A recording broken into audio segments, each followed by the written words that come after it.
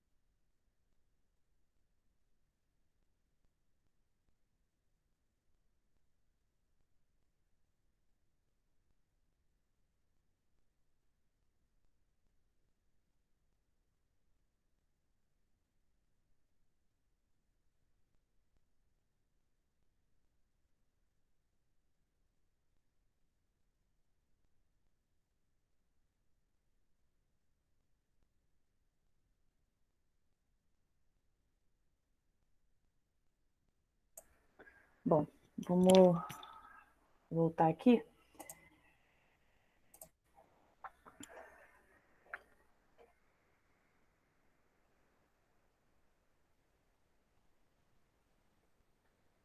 Bom, não lembro onde eu estava.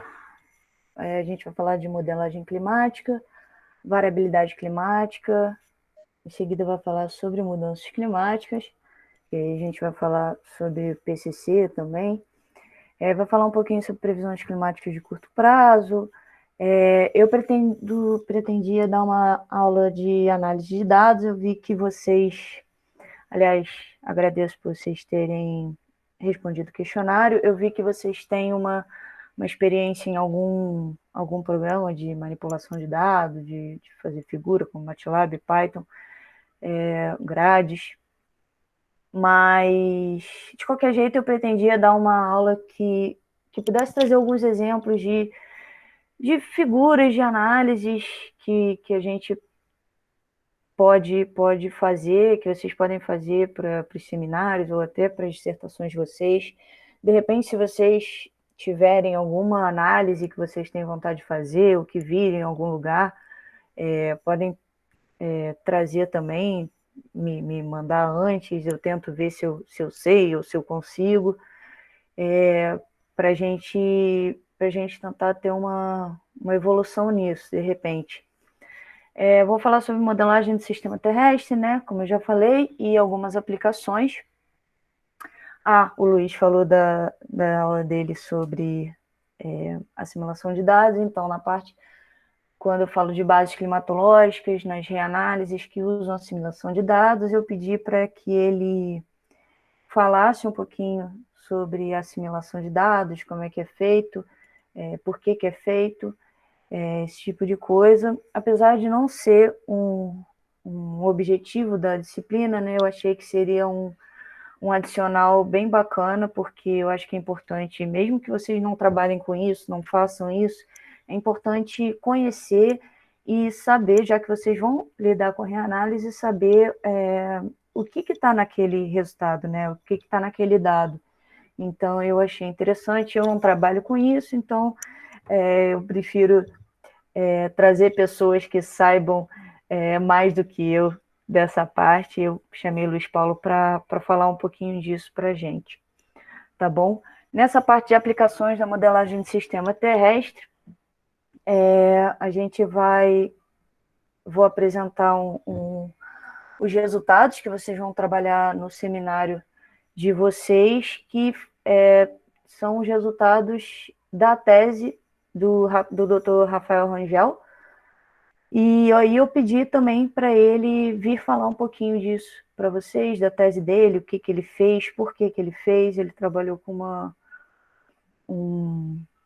ele fez uma simulação bem legal, e aí ele vai falar, se tudo der certo, se não tiver nenhum percalço no caminho, ele vai falar disso para vocês. E a gente vai falar um pouquinho sobre índices climáticos. Bom? Bom, sobre o nosso cronograma.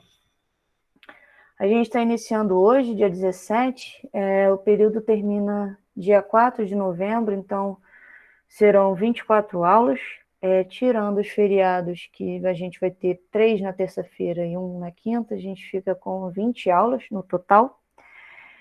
O nosso cronograma ele não está apertado, tá? Eu não pretendo colocar, botar informação para cacete, jogada e ficar com o cronograma apertado. Eu acho que eu não estou com esse objetivo, tá? A ideia é ir passo a passo, sem correr. Então, a gente tem espaço para, de repente, até colocar outros tópicos que sejam interessantes para abordar, ou adiar, mudar, substituir, esse tipo de coisa. Eu prefiro trabalhar assim. E oi, Thalita, vi agora que você voltou. A gente não falou muito não, tá? A gente terminou aquela questão do conteúdo programático, estamos falando do cronograma. Eu coloquei, eu não sei se vocês viram lá no Google Classroom, eu coloquei o cronograma lá. Então, mas qualquer mudança eu vou atualizar aquele arquivo, tá bom? As nossas aulas têm início 10 horas, de repente espero uns 5 minutos para que todo mundo chegue. A princípio elas estão com 10, como horário 10 a meio-dia, mas assim, tendo em mente, né, 2 tempos de 50 minutos, eu estou programando aulas com mais ou menos esse tempo, tá? 1h30, 1h40, sem massacrar muito nem vocês, nem eu. Eu ia falar o negócio da pausa do banheiro. Minha garganta fica muito seca, então eu tenho que beber muita água. Vocês já viram que eu já estou rouca. Então, eventualmente, eu vou ter que parar para ir ao banheiro. Peço desculpas, mas não tem muito que eu consiga fazer. A avaliação. Eu levo em consideração a presença, tá, de vocês nas aulas. Não que isso seja vai perder ponto ou nada do tipo, tá? Eu entendo que cada um tem as suas questões, tem os seus problemas, tem os seus percalços, e tudo bem. Eu acho que somos todos adultos aqui, tá? Independente se vocês estão na graduação, no mestrado, doutorado, no pós-doc, eu acho que aqui é todo mundo adulto e a gente sabe das nossas responsabilidades e dos problemas que existem, tá bom?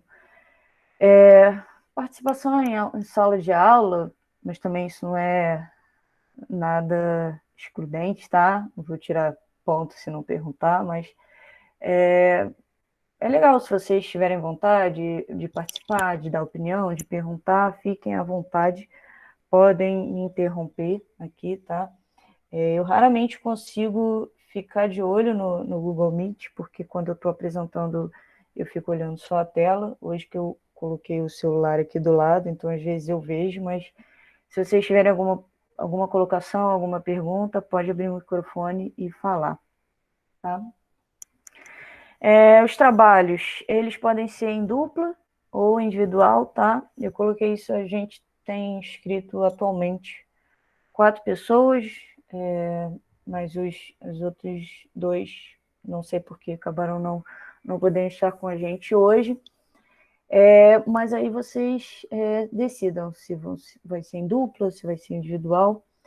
Eu vou passar 2 tarefas, cada uma vai ter prazo de 1,5 semana para entregar, são 2 tarefas mais simples, e 2 seminários, que vão ter o prazo de 6 semanas. Aí o seminário é um relatório, né, que nem a tarefa, e também a apresentação desse seminário, como se fosse uma apresentação do trabalho mesmo, tá?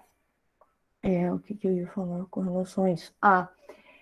Esses trabalhos, apesar de serem 4, na verdade, eles vão compor um trabalho só no final, tá?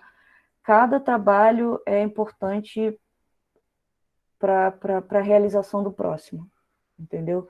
Então, a tarefa 1 tem relação com o seminário 1, a tarefa 2 tem relação com o seminário 2, o seminário 1 tem relação com o seminário 2, então, na verdade, em vez de ter um trabalho gigante no final, a gente vai dividir isso em 4 etapas, tá? E as informações atualizadas sobre a disciplina vão estar sempre lá no Google Classroom. Vocês podem falar comigo por lá, vocês podem também me mandar e-mail, não tem problema nenhum, tá bom? Se tiverem dúvidas, não quiserem perguntar na aula, quiserem perguntar depois, mandar por lá alguma coisa, fiquem à vontade, tá bom? Bom, então, vocês têm alguma dúvida, alguma colocação? Não, eu só ia perguntar se os trabalhos eles vão ser livres ou a gente vai ter que seguir alguma, alguma linha já específica. Eles vão ser minimamente orientados, mas assim, o tema que vocês vão abordar e os dados que vocês vão usar vão ser com vocês. Vocês vão escolher e isso também faz parte do trabalho. É porque, assim, como o Luiz estava comentando, tanto eu como a Thalita, a gente já iniciou a dissertação. Então, Uhum. eu pensei se eu poderia utilizar, de repente, o mesmo tema que eu vou usar na minha dissertação para já ir fazendo os trabalhos da matéria. Com certeza. Eu acho Beleza. que a ideia também é a disciplina também não atrapalhar vocês, né? Então, se um puder ajudar o outro, eu acho que a gente só tem a ganhar. Tá Ok, bom? obrigada. Ok. Nada. Então, vamos lá. Então, antes de falar sobre tempo e clima, vamos voltar um pouquinho. Vamos falar sobre, sendo um pouquinho filosófico, nosso lugar no mundo. Então, vamos falar um pouquinho sobre o planeta Terra e o nosso sistema solar. Tenho certeza que vocês já conhecem, esse é o nosso sistema solar, com os nossos planetas ao redor do Sol, cinturão de asteroides, e aqui, o terceiro planeta em relação ao Sol, está o nosso querido lar, planeta Terra. Bom, o planeta Terra ele é menor do que os planetas gasosos, né? Júpiter, Saturno, Urano e Netuno, e em tamanho, né, um pouco maior do que os outros planetas que são sólidos, como Mercúrio, Marte e Vênus, né? Ele, como eu falei, ele é o terceiro planeta no sistema solar a partir do Sol, e coincidência ou não, essa é uma posição estratégica, porque é a distância perfeita para permitir água em estado líquido, e é graças à água no estado líquido que a gente teve a capacidade de gerar vida e permitir que a vida prospere aqui no planeta Terra. Óbvio que tem outras questões, e a gente vai falar um pouquinho delas mais para frente, mas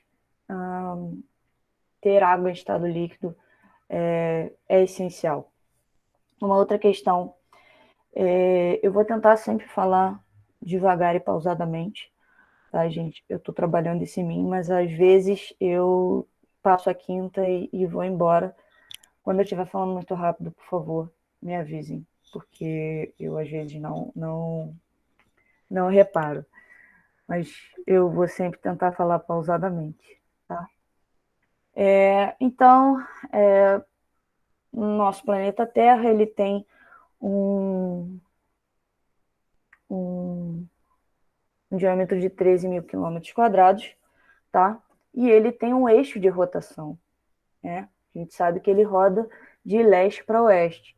E esse eixo de rotação, esse movimento de rotação, faz com que os polos sejam achatados e o planeta, na linha do Equador, ou próxima à linha do Equador, ela tem uma tendência de ir para fora, né? Então, na verdade, o planeta Terra ele não é uma esfera perfeita. Ele é uma esfera achatada, né? Então, por conta da gravidade e da rotação, na verdade, a gravidade tende a transformar a matéria em esfera, mas por conta da rotação, a gente tem esse esmagamento nos polos, e aí o planeta Terra, ele na verdade, tem a forma esferoidal, né? Não é uma esfera, mas é uma forma esferoidal.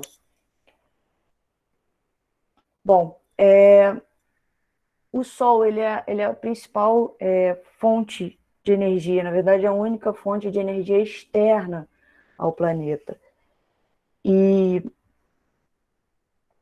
por conta da Terra ser esférica ou esferoidal, essa energia chega de forma diferente em diversos pontos da Terra. Então, se a gente observar aqui no Equador, a energia chega diretamente, mas conforme a gente vai se afastando do Equador, a energia tende a distância do Sol à superfície da Terra tende a aumentar, então essa energia vai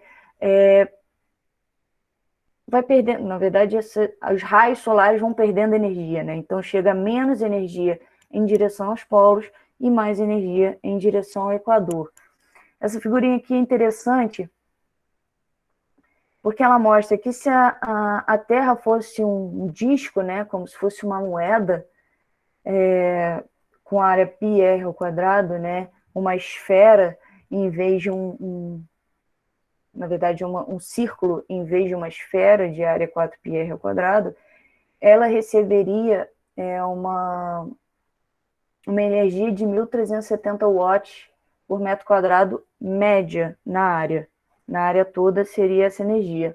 Mas, como ela tem essa forma esferoidal, na verdade, ela recebe aproximadamente, sei lá, quase um terço disso. 343 em média, tá? Esse número varia de livro para livro, de referência para referência, mas é em torno disso, de 340 watts por metro quadrado. Mas, de qualquer jeito, esse valor, que seria a irradiância média que a Terra receberia, em teoria, né? Mas o que ela recebe em média é isso aqui. Em teoria, ela receberia isso aqui se fosse uma moeda. Esse valor é chamado de constante solar. Eu botei constante aqui entre aspas, porque a gente sabe que o Sol ele está em constante evolução. E assim como a Terra tem ciclos, né, sejam de ciclos climáticos, de temperatura, de variação da extensão do gelo, tem diversos ciclos, o Sol também tem os seus ciclos, né? Então, muitas vezes, principalmente em modelos climáticos, né, que é quando a gente usa esse forçante externo, esse valor de radiância do Sol ele é tratado como uma constante e é chamado muitas vezes na literatura de constante solar mas é só para a gente ter em mente que isso não é uma constante, o Sol tem variações, tem ciclos, a gente vai ver isso um pouco mais para frente.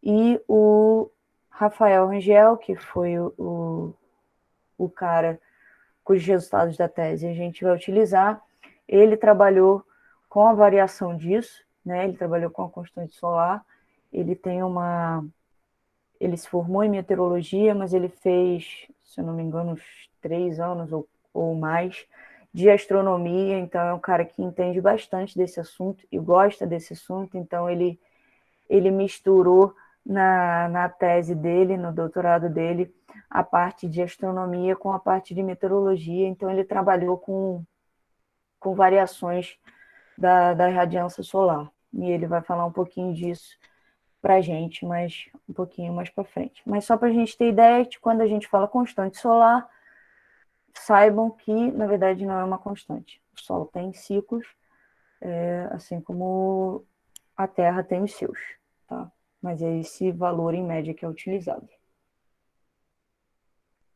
Então, saindo da parte do Sol, vamos chegar aqui na superfície da Terra, tá?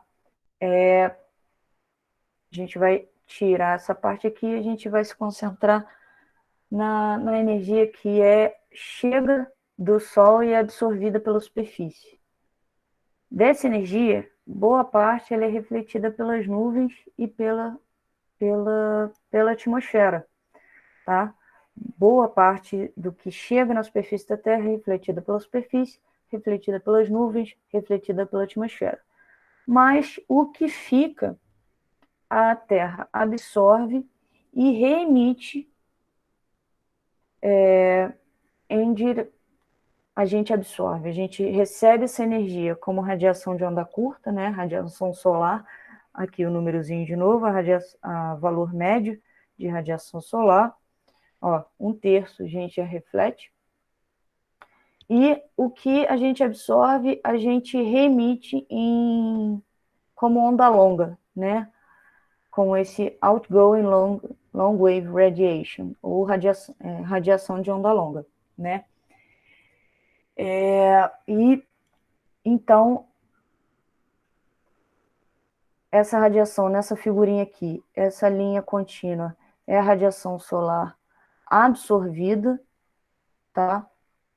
Ao longo das latitudes, então a gente vê que aqui, próximo ao Equador, a gente tem maior radiação solar absorvida e menor radiação solar absorvida aqui nos polos por conta dessa questão da diferenciação das ondas do Sol que chegam na superfície da Terra, tá? E aí, uma vez que a Terra absorve essa superfície, ela reemite em forma de radiação de onda longa, que é essa curva aqui tracejada. E vejam que a curva é diferente, tá? Da radiação de onda curta para a radiação de onda longa. Então, a gente tem um pouco menos de radiação de onda longa emitida no Equador do que nos polos, tá? Como que isso é feito, né? Como que a gente sabe o que é refletido, o que é absorvido? Isso tem relação com o albedo. O que é o albedo? É a capacidade da superfície de refletir a radiação solar.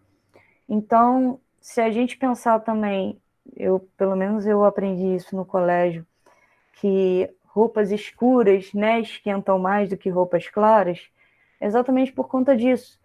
Porque as roupas claras, elas refletem a maior parte da luz, né, da radiância solar, assim como a neve, assim como o gelo, assim como as nuvens na atmosfera. Então, se a radiação solar bate nessas superfícies, a maior parte dessa energia ela é refletida de volta.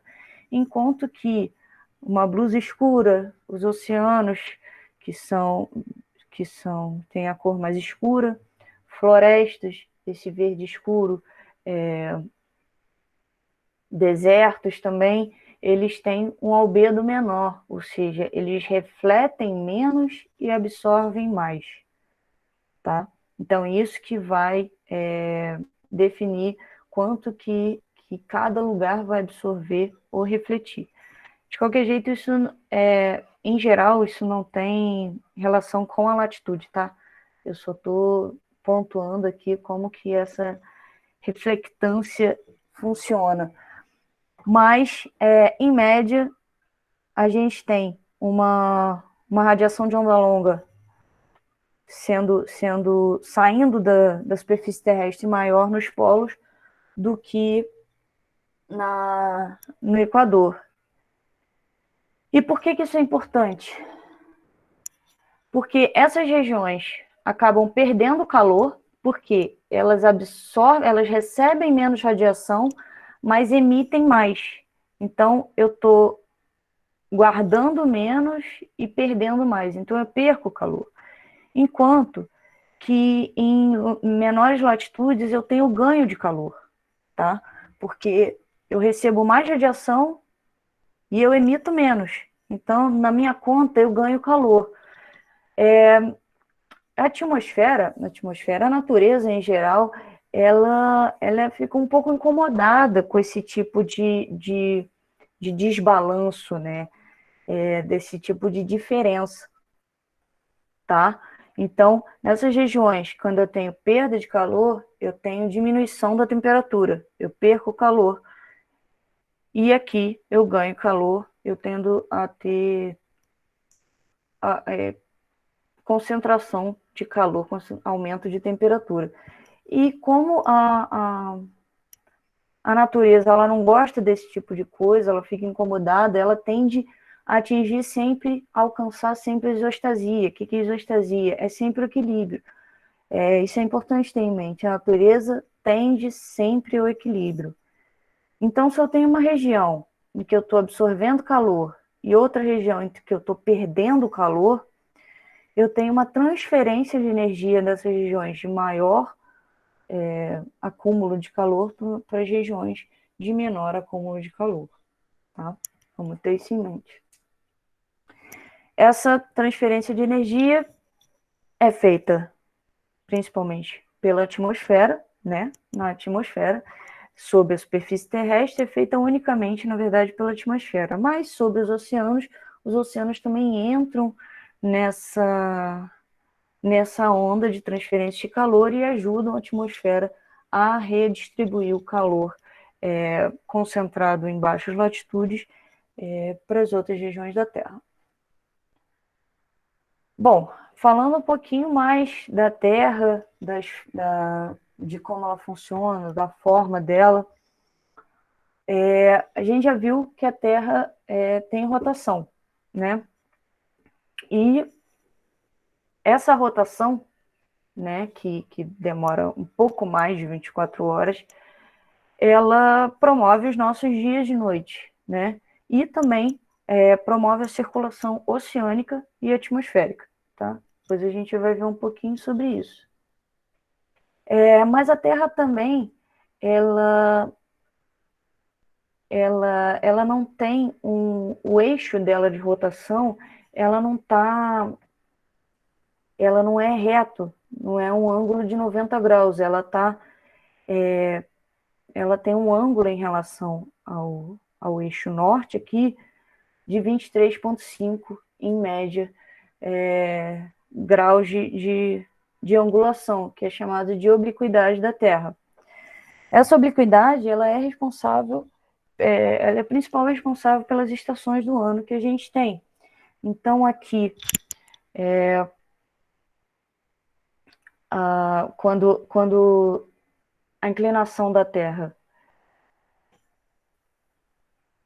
o Sol está batendo mais aqui no hemisfério norte, e quando a Terra vai para o outro lado do Sol, o Sol bate aqui no hemisfério sul, mais do que no hemisfério norte. Então, nessa configuração aqui, no hemisfério norte, eu tenho verão, e no hemisfério sul, eu tenho inverno, porque eu tenho menor irradiância solar aqui. E aí, se a gente for ver a órbita da Terra ao redor do Sol,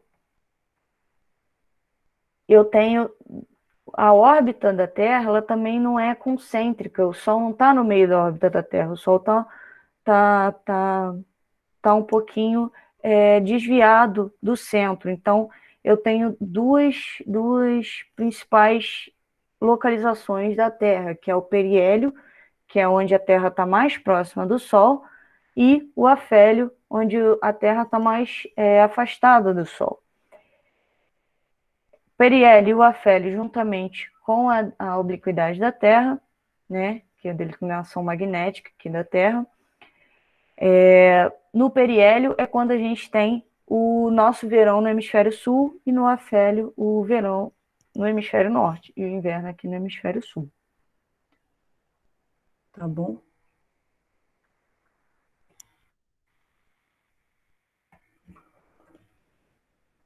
Exatamente isso que eu tinha acabado de citar.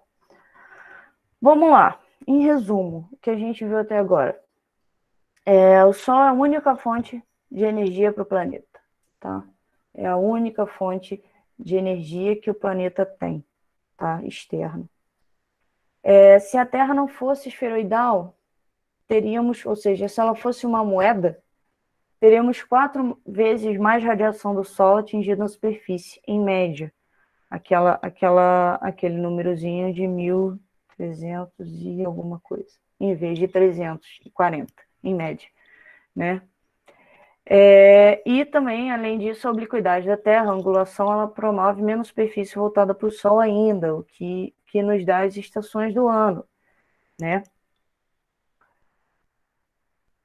E a excentricidade, que é o que eu mostrei dessa questão do Sol não estar no centro da órbita da Terra, de ter o periélio e o afélio, ou seja, distâncias diferentes do Sol em relação à Terra, que é a excentricidade, ela promove maior contraste entre as estações do verão e inverno. Claro, no verão aqui no hemisfério sul, que é onde a gente está, onde é a localização da Terra, está no periélio, além de eu estar mais perto, além da Terra estar voltada para o Sol, né, por conta da obliquidade, eu estou mais perto do Sol. E no inverno, eu estou mais longe do Sol. E mais no verão do hemisfério norte, eu estou no afélio, eu estou mais longe do Sol. Existe um maior contraste por conta disso entre as estações do ano, né, entre hemisfério sul e hemisfério norte. Pelo verão aqui, a gente está no periélio, e o verão no hemisfério norte, eles estarem no afélio, mas, na verdade, isso não é, a obliquidade não é a excentricidade, desculpa, não é responsável pelas estações do ano, mas tem essa influência. Como a gente viu, a Terra reflete cerca de 30% da radiação solar incidente, então, superfícies com maiores superfícies com mais albedo refletem mais que superfícies com menores albedos, ou seja, superfícies mais claras, como nuvens e gelo, bem ou mal, a gente tem mais gelo, mais neve em latitudes maiores, e isso também ajuda a gente ter menor absorção da energia. Mas as nuvens também influenciam isso, e em superfícies que eu tenho, superfícies mais escuras, como oceanos, florestas, desertos, são superfícies com albedo menor, eu tenho maior absorção dessa energia, tá? E como eu tenho essa diferença entre energia absorvida e energia refletida, eu tenho diferença entre regiões que absorvem e que perdem calor, então a Terra buscando a exostasia, ela promove o transporte de calor de baixas para altas latitudes. Bom, agora eu acho que a gente já pode começar a discutir um pouquinho sobre tempo e clima. Vocês têm alguma dúvida até aqui? Tudo bem? Ainda não. Tá bom. Então vamos lá. Muitas vezes as pessoas confundem muito definição de tempo e de clima, e eu acho que pela formação de vocês isso está muito claro na cabeça de vocês, mas de qualquer jeito vamos conversar um pouquinho sobre isso. Só para dar um exemplo, eu tenho um amigo que até vai agora para as Paralimpíadas de Tóquio, e ele falou, olha, hoje, postou, né, no Instagram dele, hoje a gente não foi treinar, porque por conta das condições do clima, porque estava uma ventania, uma chuva danada. E aí, normalmente as pessoas confundem isso, né? Que isso pelo menos eu recebo muito isso. Ah, como é que vai estar o clima amanhã? Né? As pessoas têm essa confusão. E eu achei essa frase do Mark Twain, que foi um escritor, que eu acho que, que explica muito bem, né? Ou pelo menos dá, se alguém um dia tiver alguma dúvida, eu acho que essa frase é boa. Clima é o que a gente espera, né? O tempo é o que a gente consegue, é o que a gente tem, né? Então vamos falar um pouquinho de cada um deles. Bom, o tempo, né? O que a gente vai ter no tempo, a chuva, o calor, o frio. O tempo, ele é uma conjunção de passagens de sistemas, como passagens de frentes frias, frentes quentes, com passagens com ciclones, né, com anticiclones, com outros sistemas como ondas atmosféricas, além de tempestades, entre outros sistemas. Então, o tempo é uma conjunção de tudo isso, né? Bem ou mal, é a variabilidade do dia a dia que observamos e que afeta as atividades humanas. Então, é normal a gente querer saber qual vai ser o tempo amanhã, ou qual vai ser o tempo mais tarde, para a gente saber qual roupa que a gente vai usar, se eu vou pegar guarda-chuva ou não, se eu vou pegar um casaco ou não. Por exemplo, ontem eu tinha que ir para fisioterapia à noite, eu não tinha visto a previsão, eu não estava acompanhando, e na hora de eu sair, caiu um temporal que mudou todos os meus planos, porque eu ia andando. E eu falei, cara, não vai dar, né? Então, tempo é a variabilidade do dia a dia que afeta as atividades humanas. Então, eu trouxe aqui alguns exemplos do, do aplicativo do Alerta Alerta Rio. Rio. Isso, nossa, me fugiu a palavra, obrigada. O aplicativo do Alerta Rio de previsão do tempo. Então, o que a gente teria, né? Céu claro, parcialmente nublado, chuva ou não chuva, se o vento é fraco, é forte, é moderado, temperatura, se vai chover ou não, mínimo, máximo de temperatura. Então, isso é o tempo, né? Em contrapartida, né? As estações do ano, na verdade, em termos de temperatura, de chuva, né? Juntamente com a distância até o Equador, né, que a gente está, ou seja, se a gente está em latitudes altas ou latitudes baixas, com a distância até os oceanos, que a gente vai ver um pouquinho mais para frente a importância dos oceanos para o clima, né, para a variabilidade climática e como, como, como, como motores do clima global. Então, isso tudo também, a altitude local, isso tudo vai definir o clima de uma região. Então, as estações do ano, ou seja, qual vai ser a temperatura e chuva em termos de estação do ano, vai depender também de distância até o Equador, distância até os oceanos, altitude local, esse é o clima daquela região. É o famoso típico, né? Tipicamente chove aqui no Rio, chove muito em janeiro, né? Só que esse típico até está mudando, né, ultimamente. Mas tipicamente aqui no Rio de Janeiro chove em novembro, chove bastante em janeiro, né? Por que é o típico? Porque são padrões que se repetem, né? É exatamente isso, é o que a gente espera que vai acontecer, né? A gente espera que em janeiro, fevereiro, seja muito mais quente do que está agora, né? A gente esperava de repente que julho não fosse tão frio quanto foi, ou junho, porque a gente tem uma ideia média do que acontece, tá? Então, só para trazer alguns exemplos para vocês, o clima é a média das condições do tempo ao longo de um período de algumas décadas, tá? Então, a gente chama isso também de climatologia, tá? Que é a média das condições de tempo ao longo de alguns períodos. E aí eu trouxe duas figuras aqui do CPTEC. Essa é a climatologia do Rio, aqui do Rio, né, da capital.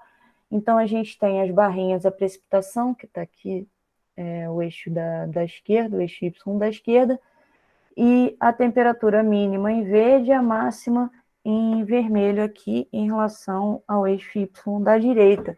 Então, o que a gente pode tirar dessa figura?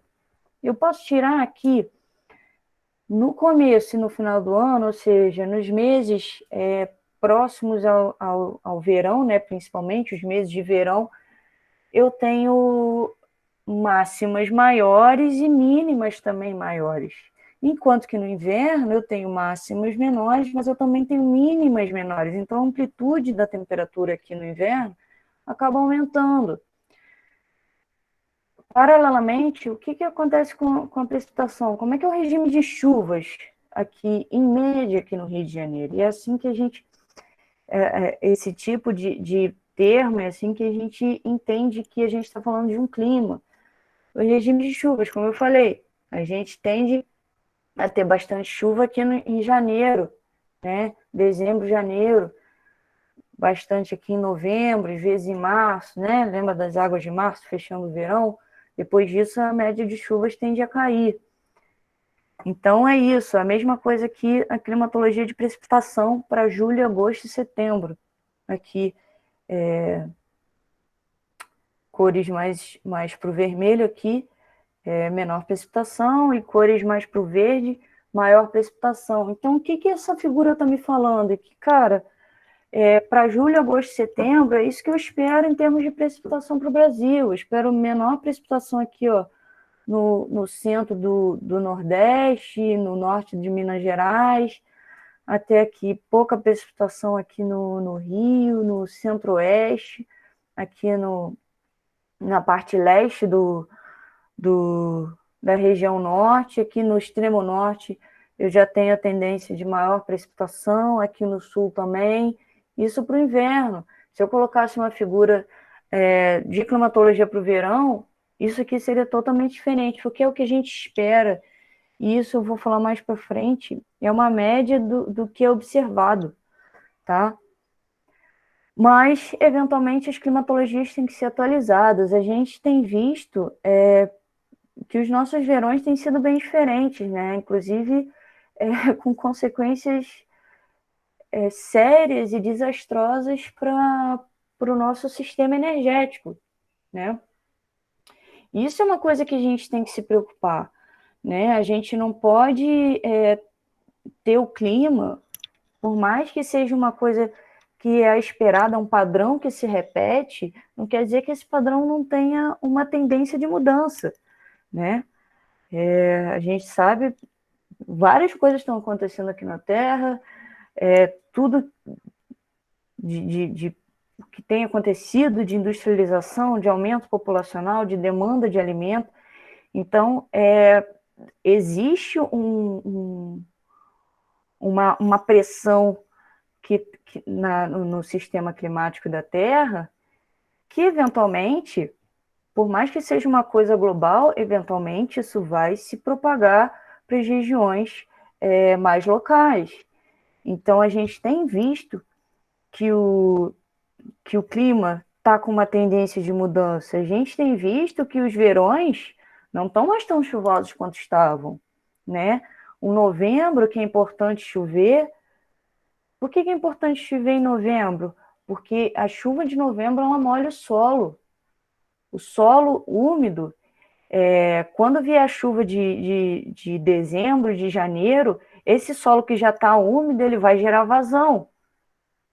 Não adianta a chuva chover muito num solo seco, porque isso não vai gerar vazão. Por que isso é importante? Porque se eu tiver vazão alta, eu tenho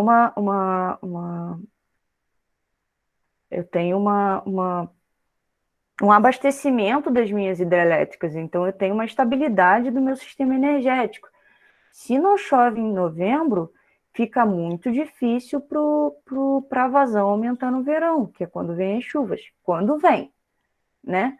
E então a gente está vendo que nos últimos anos que essas climatologias têm se alterado.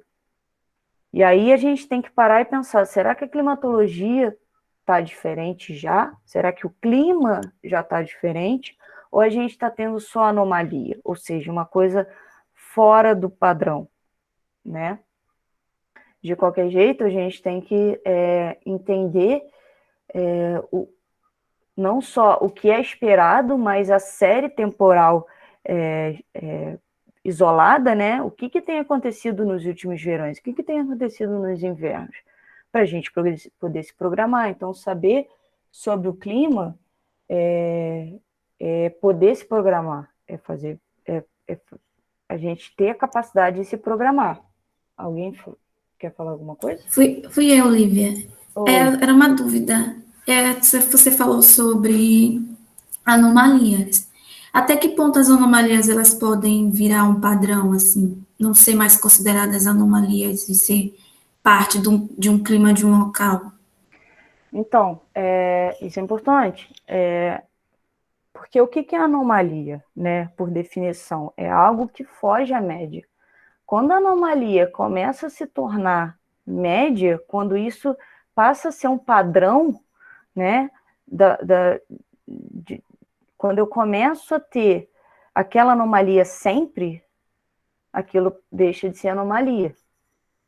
Eu não sei exatamente agora se tem um número específico, tá? Eu posso até tentar ver isso para você. Eu não sei se tem um número específico, mas pensa que anomalia é o que foge à média.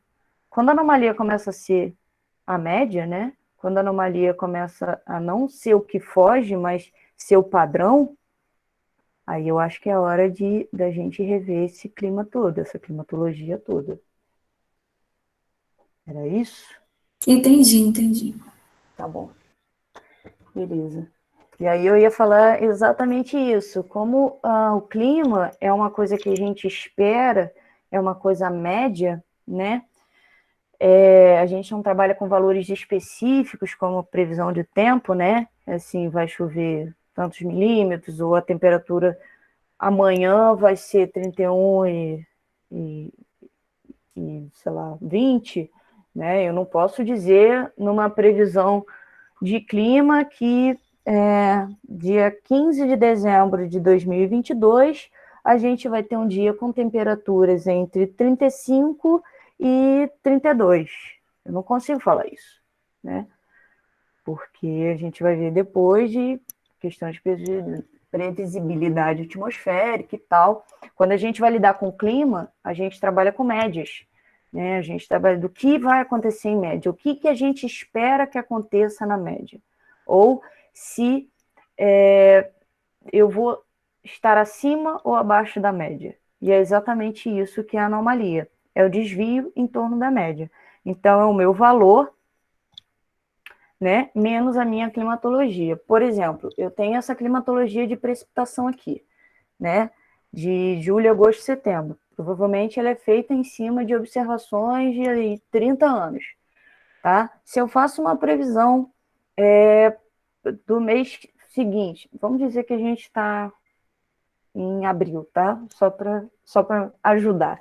Vamos dizer que a gente está em abril, esse mês é abril, e eu faço uma previsão lá para julho, agosto, setembro, eu faço uma previsão climática para 3 meses, 4 meses, né? Maio, junho, 5 meses. Mas beleza, se eu faço uma previsão para julho, agosto, setembro, e eu faço uma média desses 3 meses, eu tenho que diminuir essa média minha prevista desses 3 meses só, dessa minha climatologia. E aí eu vou ter algo que vai ser maior do que 0 ou menor do que 0. Ou seja, é algo que está desviando da média, está acima ou abaixo da média. O que isso quer dizer para mim? Que eu vou esperar, se aqui no Nordeste eu vou ter mais ou menos chuva do que o esperado, no Norte mais ou menos chuva do que o esperado, no Sul também, a mesma coisa. Eu tenho que saber qual é a minha climatologia para eu entender como, para eu conseguir interpretar as minhas anomalias. Bom, agora botei aqui um exemplo de anomalia da temperatura da superfície do mar, né? Lembrando de novo que a anomalia é o valor menos a climatologia. Tá vendo que já é um color bar, uma barra de cores diferentes? Eu vou voltar aqui. Ó, aqui eu tenho mais ou menos de 1 ou de 0 a 1000. Né? Tudo bem que é precipitação e temperatura, mas só para vocês entenderem. Se isso aqui fosse temperatura, seria entre... Se fosse aqui temperatura da superfície do mar, tá? Seria, sei lá, entre 20 e 25, mais ou menos. Aqui eu já tenho um valor entre menos 4 e 4, que é global. Então, o que essa figura está me dizendo? Que essa região aqui amarelinha, que é positiva, ela está acima da média, ela está mais quente que a média. Se é o meu valor menos a climatologia, tudo que é positivo está acima da média, né? Como é a temperatura da superfície do mar, eu espero que essa região seja mais quente do que a média. E, em contrapartida, essa região azul é uma região, tem valores negativos. De novo, valor menos a climatologia. Se o meu valor é menor do que a minha climatologia, eu tenho valores negativos. Então, eu tenho valores abaixo da média. Como é a temperatura, eu espero que essa região, né, seja mais fria do que a média. Tá? E aí é aquilo que você perguntou, se esses padrões de anomalia persistem por diversos anos, é um indicativo de uma mudança no clima, uma mudança no padrão que é esperado que aconteça, né? É normal essas coisas ficarem oscilando, tá? Positivo, negativo, positivo, negativo. Se eu tenho um valor aqui persistente, né?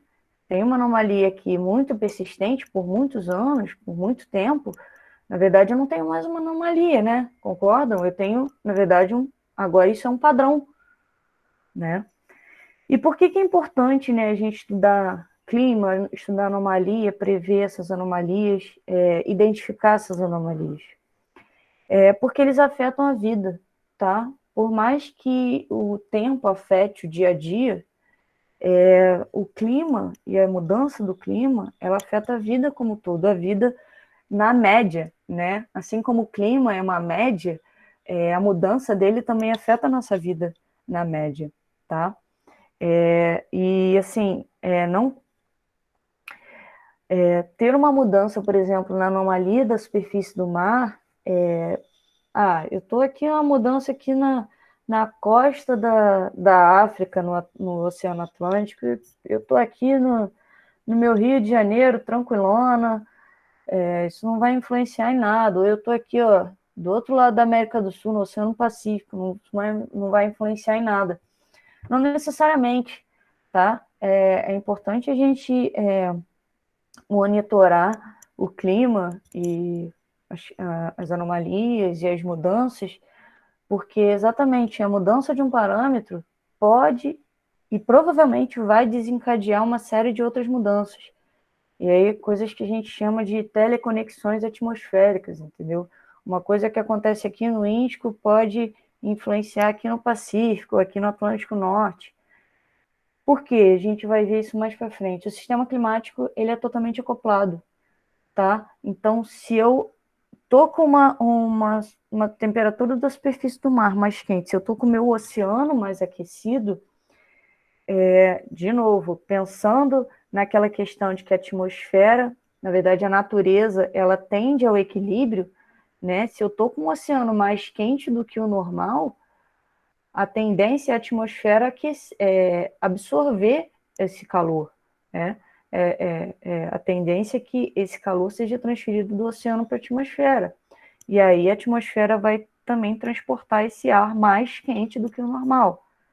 Então, quando a gente pensa em clima, é importante que a gente tenha em mente que a gente está tratando de um sistema global e totalmente acoplado, tá? Mas a gente vai falar isso em mais detalhes mais para frente.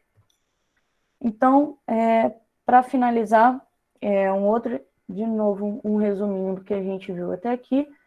A diferença entre os dois termos, entre tempo e clima, é uma medida de tempo, né? O tempo que a gente diz weather, ele dita sobre as condições em um pequeno intervalo, e o clima é um comportamento em períodos mais longos. O clima é a média dos tempos, né? Quando a gente fala em mudança do clima, a gente fala em mudanças médias de longo período de tempo observado no dia a dia. Ou seja, a gente observar que os verões de hoje em dia estão mais quentes do que antigamente.